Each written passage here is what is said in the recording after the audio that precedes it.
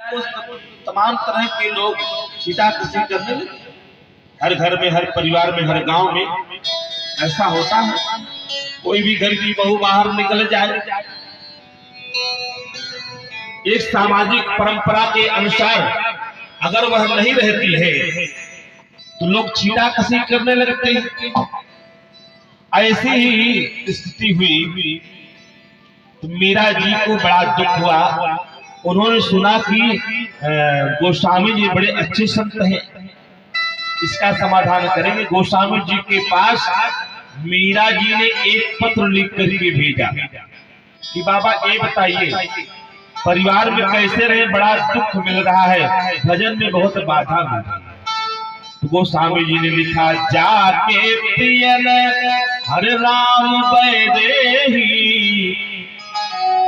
तजिए ताही कोटि बैरी सम यद्यपि परम स्नेही जाके प्रियन राम बैदेही।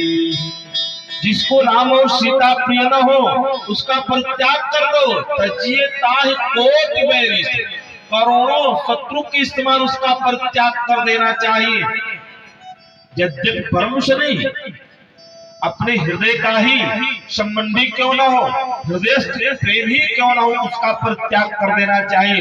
मीरा जी को लिख करके भेजा। मीरा जी ने पुनः लिख करके कहा कि बाबा, अरे जिस परिवार में रह रहे हैं उसी घर की सास ससुर अपना ही सब मेरे विरोध में खड़े हैं, तो वहां पे कैसे रहा जाए।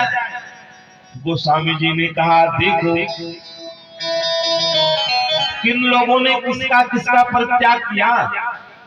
तजो पिता प्रहलाद, अरे विभीषण बंधु भरत महतारी, गुरु बलि तजो कंठ ब्रज बलिता, भय जग मंगलकारी। राजा बलि ने गुरु का परित्याग कर दिया। गोस्वामी जी ने कहा कितने लोगों ने किसका परित्याग किया। कहा ब्रजांगनाओं ने अपने पति का परित्याग कर दिया, जो भगवान कृष्ण के दर्शन में जो बाधा डाल रहे। राजा बलि को दान देने में शुक्राचार्य जी गुरु के रूप में बाधा डाल रहे थे वामन भगवान को। तो उस समय राजा बलि ने अपने गुरु का परित्याग करके दान कर दिया, 3 पग भूमि दान दे दिया। प्रहलाद जी को भजन करने में हिरण्याकश्यप विघ्न डाल रहा था। प्रहलाद जी ने अपने पिता का परित्याग कर दिया।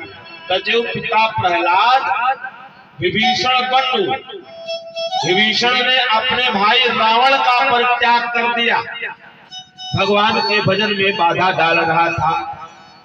तजो पिता प्रहलाद विभीषण बंधु, और भरत जी ने अपनी मां का परित्याग कर दिया। भरत महतारी, गुरु बलि तजो कंठ ब्रज बलिता। राजा बलि ने गुरु का परित्याग किया और ब्रजांगनाओं ने अपने पति का परित्याग कर दिया।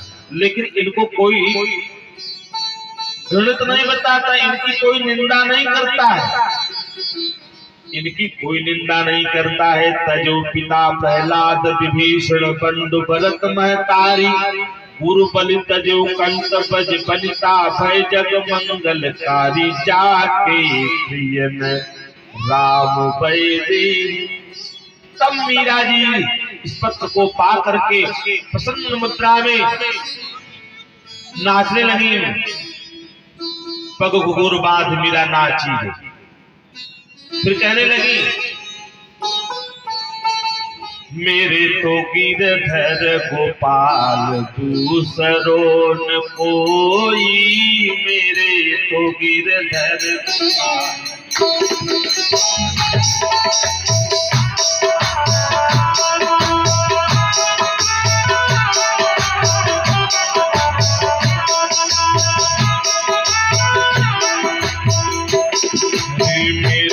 गिरधर गोपाल दूसरो कोई, मेरे तो गिरधर गोपाल दूसरो गिरधर गोपाल मेरे तो गिरधर गोपाल मेरे तो गिरधर गोपाल दूसर कोई मेरे तो गिरधर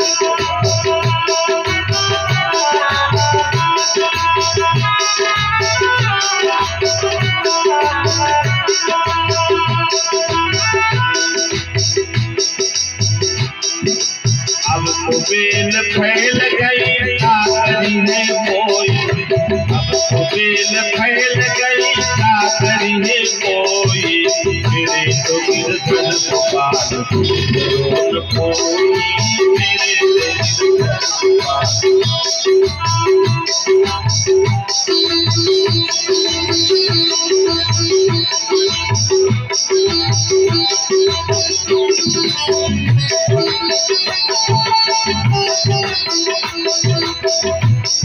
मीरा जी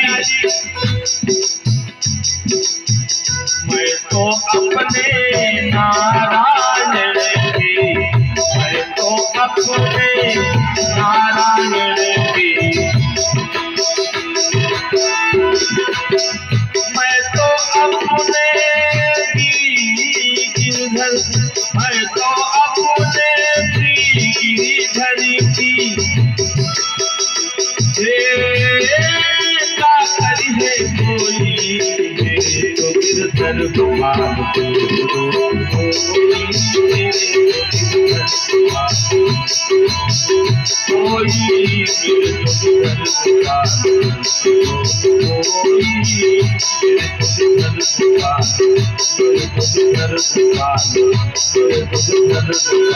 गोपाल मेरे तो गिरधर गोपाल दूसरों न कोई।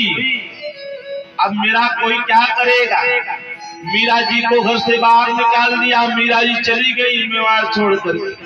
और जब चली गई ना राणा के राज्य में अकाल पड़ गया, अपार दुख। और चली गई मीरा जी बाहर। भगवान श्री कृष्ण का मंदिर था, उसी मंदिर के सामने बैठ गए।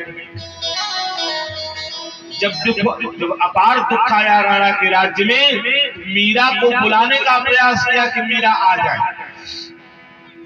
मीरा जी को बुलाने के लिए भेजा सेवकों स्वयं राणा के। मीरा जी ने कहा अब तो मैं अपने गिरधर से पूछने के बाद ही चलूंगी। मेरा गिरधर आदेश करेगा तो मैं जाऊंगी, यदि आदेश नहीं करेगा तो मैं नहीं जाने वाली। मैं गिरधर से पूछूं। और जैसे गई अंदर, इतनी भयंकर झोंका आई, मूर्ति के पास जैसे पहुंची वैसे जो है अंदर समाधि चली जा रही है। राणा ने जो है मीरा की उस आंचल को पकड़कर खींचने का प्रयास किया, लेकिन मीरा जी भगवान श्री कृष्ण के विग्रह में समा गई। अंततः जो है वही चिंगली केवल मिली है।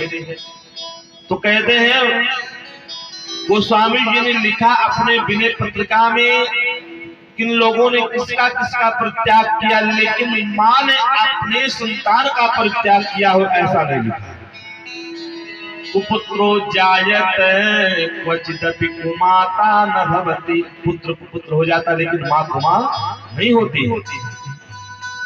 आज सादर भली मिली एक माता, माता सती जब पधारी है, केवल प्रेम पूर्वक मां केवल प्रसूति मिली है। और बाकी तो हंसती मुस्कुराती है, क्रोध करते हुए मिले। दक्ष ने देखा, दक्ष भी लोग चले से बगाता, कोई कुशल क्षेम नहीं पूछा। तब माता सती गई यज्ञशाला में, देखी सती जाई देखेहु तब जागा। सती जाई देखेहु तब जागा।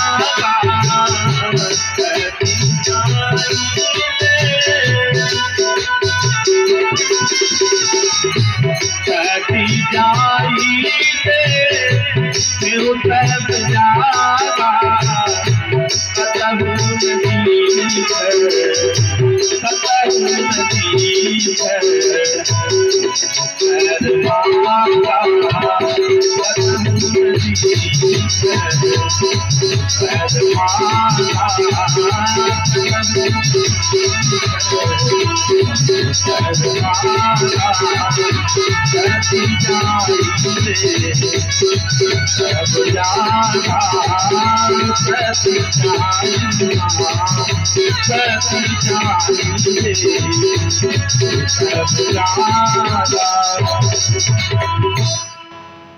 माता सती ने यज्ञशाला में जाकर देखा, कुछ भी नहीं दिखाई दिया। भगवान शिव ने कोई स्थान नहीं, लौंग इलायची तक भी नहीं रखा है।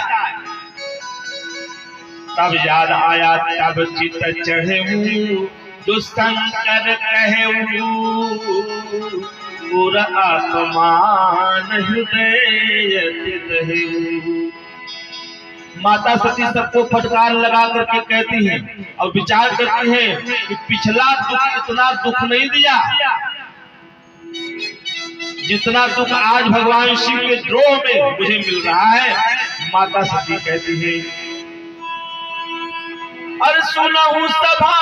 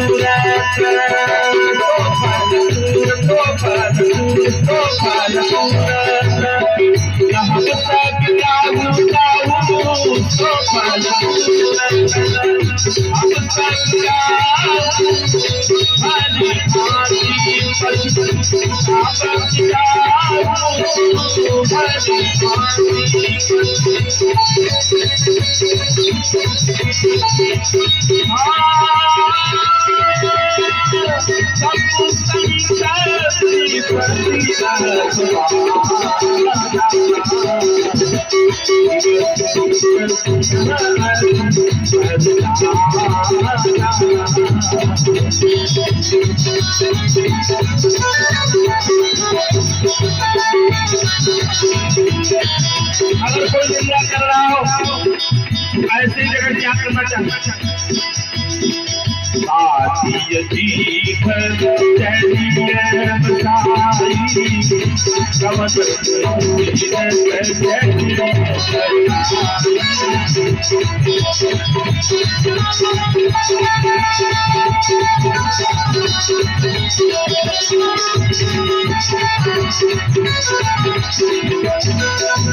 अगर बस चले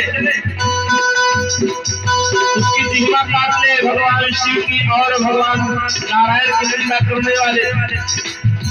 अगर बस नहीं चले अपने कान को बंद करके, नेत्र को बंद करके, कान को खोल करके वहां से चले जाना चाहिए। लेकिन इसका फल तो सबको मिलेगा। सुनहु सभासद ओ सुनहु सभासद सकल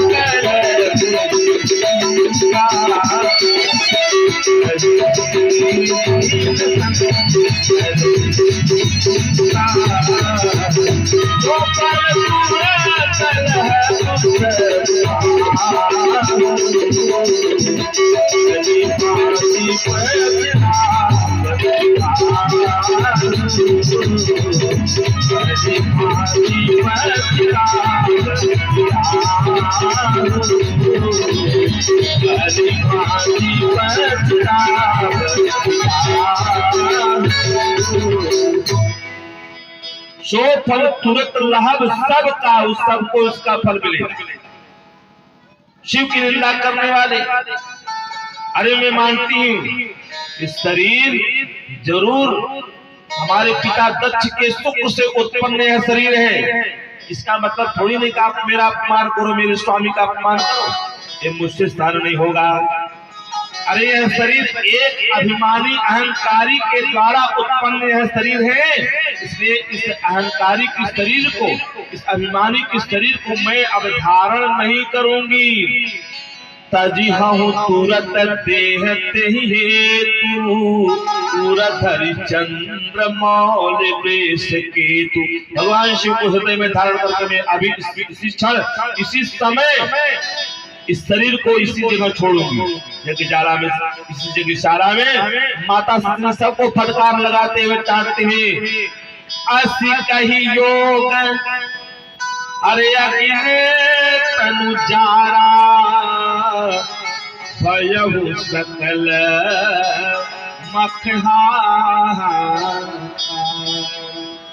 हाहाकार मच गया। शरीर को उस समय योग अग्नि से माता सती ने जला करके भस्म कर दिया। और इसके बाद माता शरीर जलती हुई देखकर भगवान शिव के गणों ने आकर के उपद्रव मचाना प्रारंभ किया। भृगु ऋषि ने उन सबको उससे हवन कुंड से उत्पन्न करके उस सेना को तुरंत जो है इनको मार करके पीट करके खदेड़ दिया। यह समाचार भगवान शिव के पास नारद बाबा पाए दिए जा करके जो ही नारद बाबा से पाए यह समाचार भगवान शंकर ने क्या किया कि तुरंत वीरभद्र को उत्पन्न किया। जटा से एक बाल निकाल करके जमीन पर पटक दिया। वीरभद्र भगवान प्रकट हुए। भद्रम कर्णे वीरयाम देवा भद्रम पश्चिमाक्षित्रा। तुरंत वीरभद्र भगवान जब प्रकट हुए तुरंत जो है आदेश मांगा, प्रभु मेरे लिए क्या आदेश है। बड़ा भयंकर रूप रुद्र भगवान शिव का यह दिया हुआ वीरभद्र का। वीरभद्र से कहा कि जाओ राजा दक्ष की यज्ञ को विध्वंस कर दो। कनखल क्षेत्र हरिद्वार में भगवान शिव के विरुद्ध में यह यज्ञ कर रहे थे। उसी समय भगवान शिव के द्वारा प्रेरित वीरभद्र भूत प्रेतों की सेना लेकर के सीधे आक्रमण कर दिया कनखल क्षेत्र। जब तक ये देवता ऋषिगण विचार करते तब तक सारी भूत प्रेतों की सेना लेकर के वीरभद्र आंखों के चारों तरफ गिर लिया।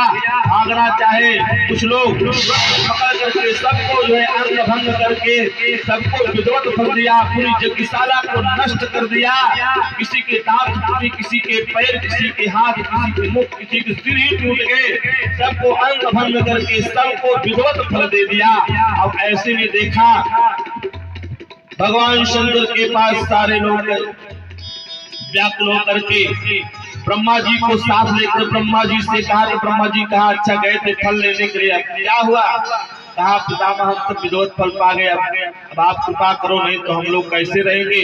भगवान शिव के पास भगवान ब्रह्मा गए। ब्रह्मा जी जाकर के निवेदन करते भगवान शंकर से ब्रह्मा जी निवेदन करने लगे। ब्रह्मा जी ने कहा भोले बाबा आप तो बड़े दयालु हैं। बढ़िया स्वागत करते हुए कहा स्वागतम भोले स्वागतम भोले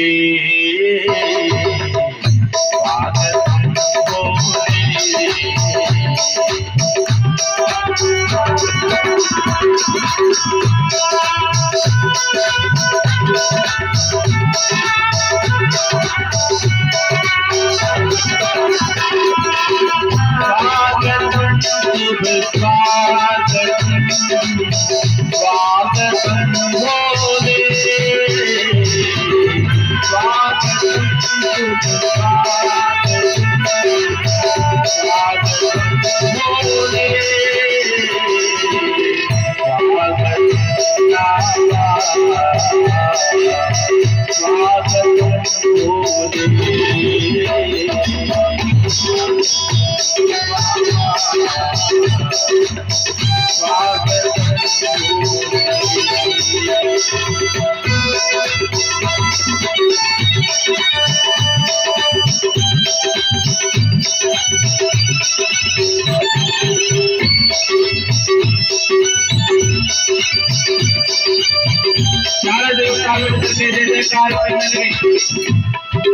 बोले शंकर भगवान की जय।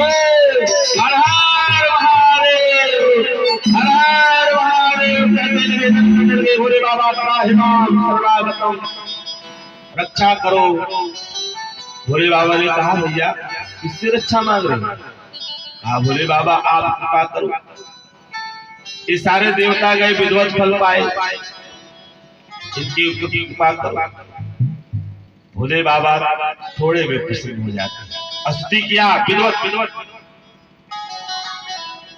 प्रार्थना किया, हरि नमामि समीसान निर्वाण रूपम प्रभु व्यापकम ब्रह्म वेद स्वरूप नित्यम निर्गुणम निर्विकल्पम निधीरम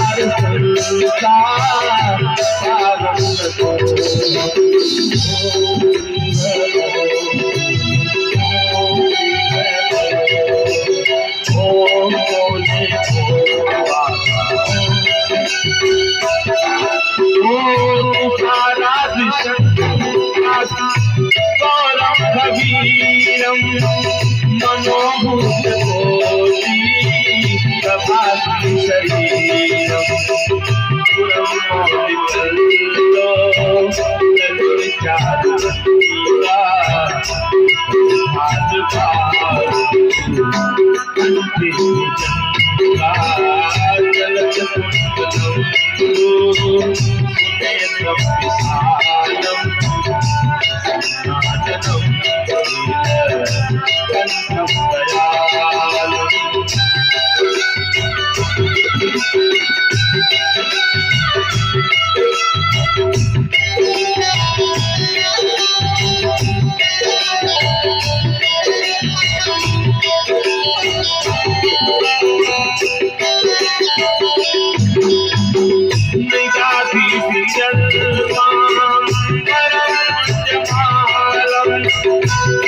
शंकरम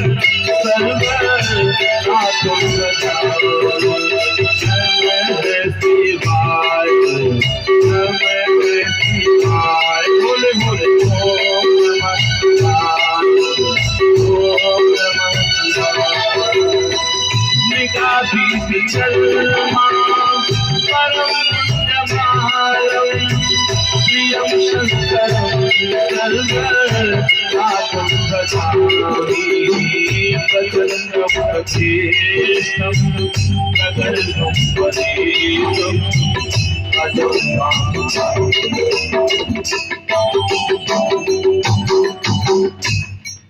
मृगाधीश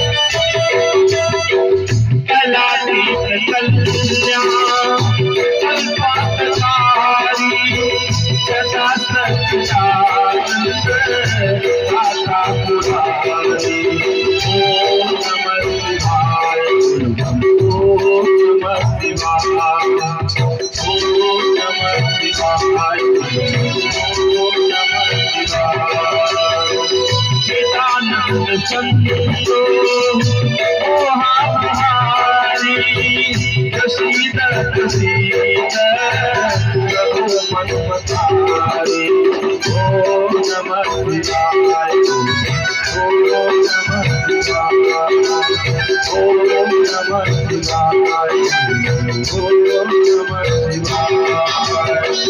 नया वर्ष आना, माधव हरे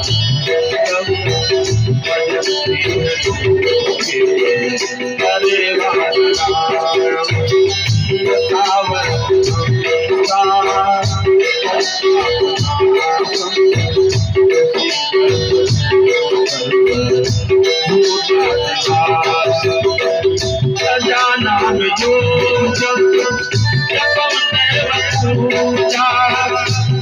हम सदा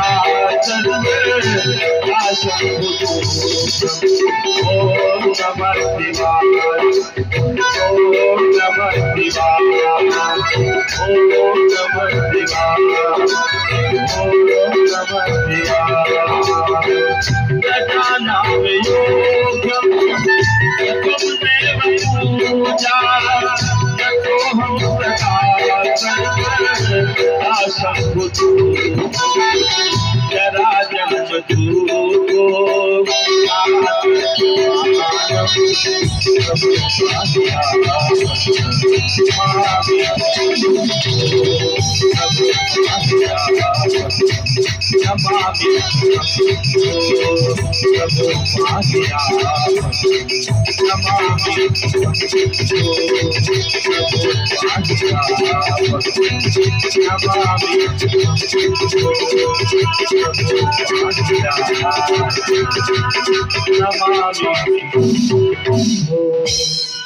रुद्रा अष्टकमिदं प्रोक्तं विप्रेण हर्षोषे ये पठन्ति नराः तेषां शंभु प्रसीद।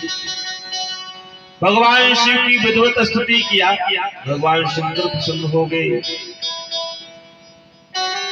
अरे भोले शंकर दयालु से बढ़कर, भोले शंकर दयालु से बढ़कर देवता कोई नहीं।